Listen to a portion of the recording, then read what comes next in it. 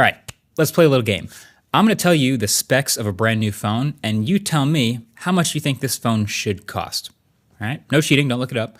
Here's the specs. Snapdragon 8 Elite. This has a terabyte of storage and 16 gigs of RAM. Triple cameras, 50 megapixel main, 50 megapixel ultra wide, 64 megapixel telephoto. 1080p, 120 hertz AMOLED display. 5,565 milliamp hour battery and 65 watt fast charging. And dual stereo front facing speakers. How much should that phone cost in 2026? Maybe like a $800, $900? Maybe a nice even $1,000 phone. Or maybe $1,200 or $1,500 maybe? Maybe $2,000? This phone I paid $5,380 for, plus tax, plus shipping. So what the hell is going on here? So this is one of those ultra luxury phones. It's called the Vertu Agent Q. Yes, really. And if you go to the Vertu website, it's covered in buzzwords like inspiration and craftsmanship and cognitive, clarity, confidence.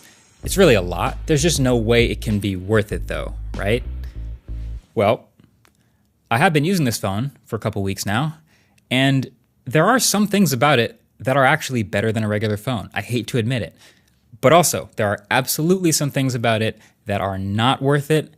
And what's crazy is the more I dig into it, the funnier it gets. So first of all, what is it? I picked up, this is one of the cheaper phones on Vertu's website, but they've got a bunch of even more ridiculously expensive tech on their site. There's a $7,000 phone, a $9,000 phone, a $20,000, a $35,000, a $50,000 phone, and various other ridiculously expensive accessories, like this $370 smart toothbrush. But no matter which item you pick, they're gonna try to sell you on the experience of luxury. Okay, so just keep that in the back of your head for this. Luxury. Now, you might remember a video I did a couple years ago on those caviar phones. And as ridiculous as those were, you could pretty clearly see their angle for trying to charge so much for a phone because it was more of an art piece type of thing, right? They'd have literal diamonds on the back of a normal iPhone, or a piece of the moon glued to the back of it, like just pure material insanity. But this Vertu phone has a slightly different angle. It does have some pretty unique hardware, but this is positioned as the world's first AI agent phone for entrepreneurs.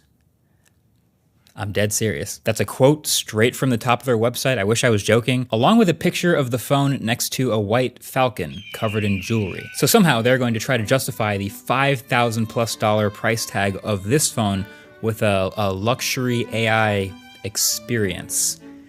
We'll get there. So the whole experience starts with the unboxing, and it is definitely pretty insane. Like, this box has drawers and a leather case and an authenticity card, and it actually comes with the charger in the box. Well, actually, I take that back. The charger is in a whole separate box for some reason, but hey, that's real luxury. But surely that can't make up the entire price tag. So then you get to the phone itself, and that's where things start to get a little more interesting. Like, this is a pretty unique phone. It's a little thick. It's got this unique shape where it's not quite a rectangle. It's more of a Vertu V shape everywhere. The front of it has the V shape, the front-facing speakers have the shape, the back of the phone is a V shape, and then this back material is a wine red calf skin leather with this stitching that fully wraps around the top and bottom of the phone.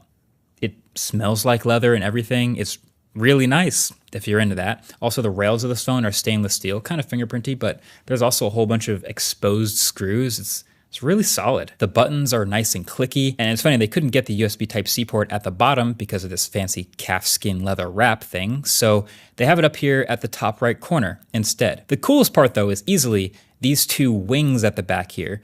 These actually both cleverly open up to expose two SIM card trays. On the website, they call them falcon wings that open with perfect poise with Swiss hinges to reveal a hidden monogram, which, yeah, I guess. I'm just genuinely happy to have a toolless SIM card tray. That's actually pretty sweet. But it also means this phone does not have any wireless charging or any waterproofing or IP rating of any kind. But, you know, that's just a luxury trade-off, right? The specs, like I said, aren't incredible, but they aren't terrible either. They're mostly flagship level. Like, this is a 120 hertz AMOLED display, for real. It's only 1080p, but hey, it's high refresh rate. And it has a whole terabyte of storage and 16 gigs of RAM, which is elite. The Snapdragon 8 Elite chip inside is great, but it's also rocking some absolutely massive budget phone style bezels with brutally rounded corners and these huge stereo front-facing speakers you would think would be really great. Unfortunately, they're actually quieter and tinier than a normal phone. The extra weight, I will say, actually feels nice. Like it's the opposite of the iPhone Air effect. You feel like you're getting more for your money when it's substantial like this. It's only like 20% heavier than a normal phone, but still, that's nice. But it's not $5,000 nice. So then there's the cameras. And again, on the surface, pretty normal. Triple cameras. There's a primary, ultra wide, and a telephoto. But again, it's the more I look into this, the funnier it gets. First of all, the primary camera is already kind of zoomed in for some reason. It's a 35mm focal length instead of the usual roughly 24. And it had an absolute metric ton of options that I'd never seen before in this camera. And I want to understand them. So I go to their website and oh my God, their website.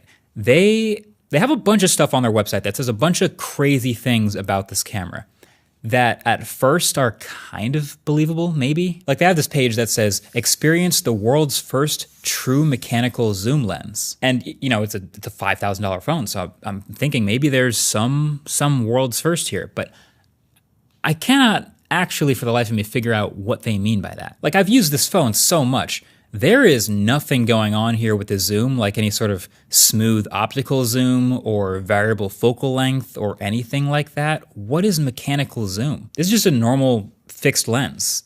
In no way is this a world's first zoom. I keep reading, there's another section that deep dives on the camera that says it has a real mechanical variable aperture, f1.59 to f4. Oh, okay, great. It was just a misunderstanding. It's a variable aperture. Okay, interesting.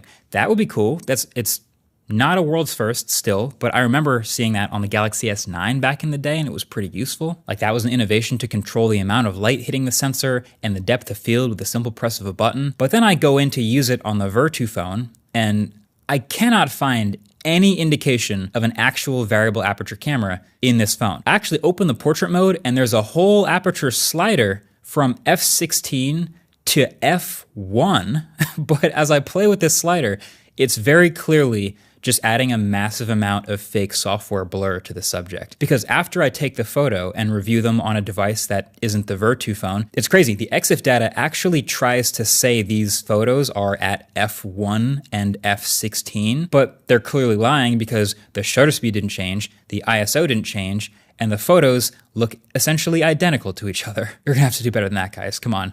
Really, the most impressive thing about my testing with the Vertu phone cameras, I swear this is true, that little watermark they insist on putting in the bottom left corner of every picture you take, it actually changes to a dark watermark if the background is light, but it's a light watermark if the background is dark. Cool. You know what, maybe the luxury customer doesn't really care about the camera that much for some reason. After all, their website says, we pursue artistic soul over mere specifications, which I guess explains why they're using a Sony IMX906 sensor, which is the same as we've seen in Samsung's A55 and the Honor 200 and a bunch of other sub $500 phones. It's not about the specs though. But it turns out the main sell for this phone isn't the cameras, it isn't the specs or the materials or even the wine red calfskin leather or the Swiss hinges. It's the AI agent. This special Ruby key on the side of the phone here will open a special Vertu Life app that has a 24/7 concierge/butler service that will accommodate your every request.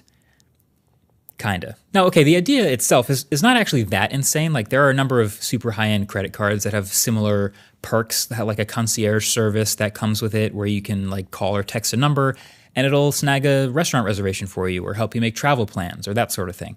But again, with this one, the more I look into it, the funnier it gets. When I first open the Vertu Life app, it gives me all these suggestions, conveniently thematically divided into a bunch of V stuff. Vitality, which is a bunch of health and fitness related stuff. Vision for a bunch of business related insights.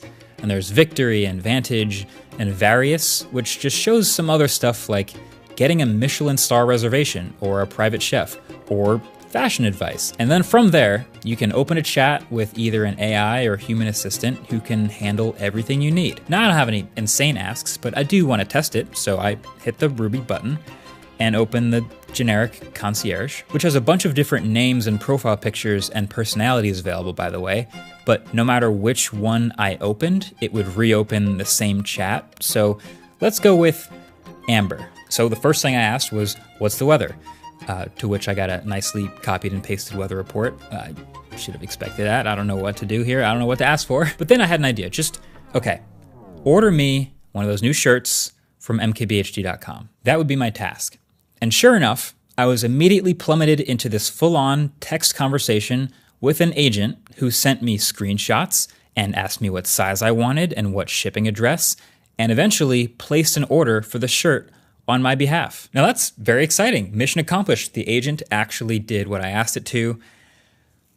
But there were a couple of weird things about it though. Number one, the dollar amount I was told to pay was $20.30, but it's a $29 shirt. So I even verified, I asked again before I paid just to make sure, hey, is it actually $20? And the butler was like, yeah, that's the price. So then number two, when it came time to pay, they asked what payment method I'd like to use. I said, I didn't really want to enter a credit card number into the chat. They said, no problem.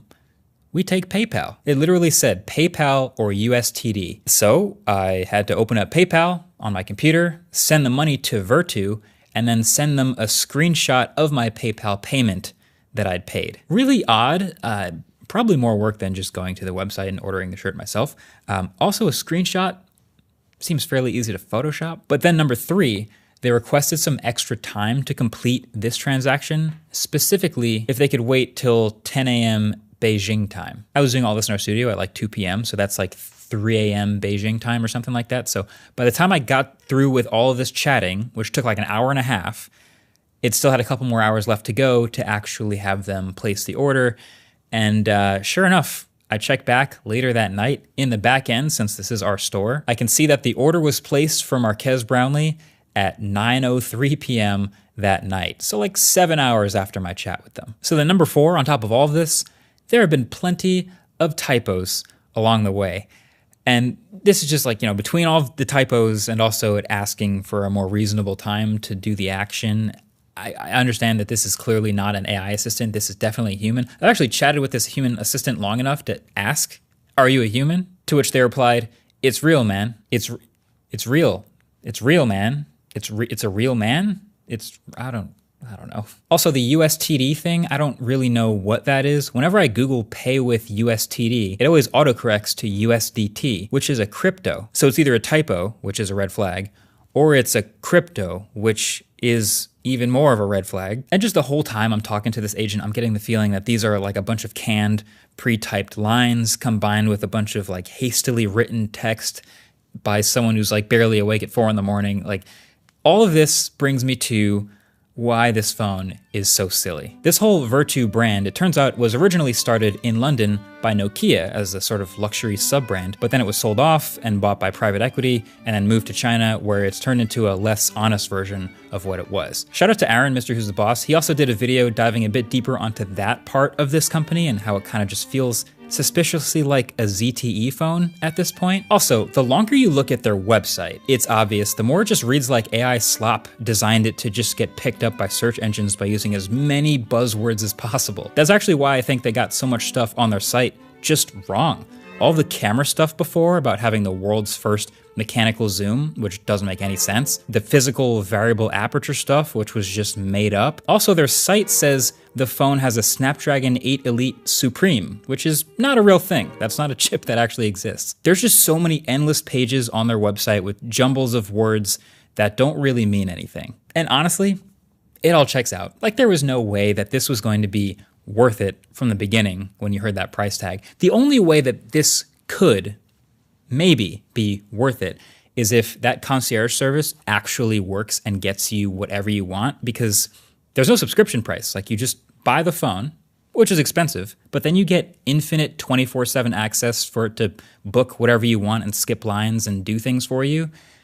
That theoretically could be worth it, but that's a big if. I would say my experience suggests it's not the most capable thing in the world, but benefit of the doubt, maybe my task was too small. Maybe 9 hours to order a t-shirt was reasonable because it's supposed to take 9 hours to get a luxury yacht instead. I don't know. But I would also think that $5,000 one-time payment for a 24/7, 365 infinite concierge service, it's probably not a very good concierge service. And you know what? That's the thing about phones at this point. It's just a phone. Like, they're all doing the same thing. It makes phone calls. It runs Android. It takes pictures. It uses apps, whether it's $50 or $50,000. This one just happens to be a crudely skinned Android phone designed to take advantage of people with way more dollars than cents. Get it? Thanks for watching. Catch you in the next one. Peace.